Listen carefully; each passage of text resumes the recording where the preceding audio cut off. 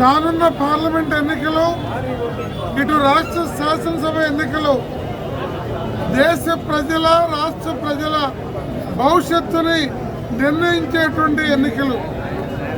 మోడీ పచ్చి దగాకోరు, అవకాశవాదిగా మూడోసారి అధికారాన్ని చేపట్టాలని ప్రయత్నం చేస్తూ ఉన్నాడు.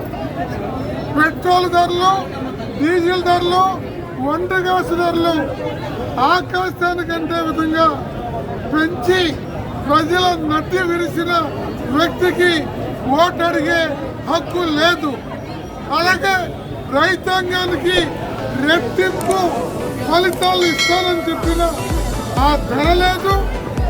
వ్యవసాయం ఈరోజు అతలాకుతలమైపోయిన పరిస్థితి, నిరుద్యోగం పెరిగిపోయిన పరిస్థితుల్లో నరేంద్ర మోడీని ఓడించాల్సిన బాధ్యత యావత్ ప్రజానీకం మీద.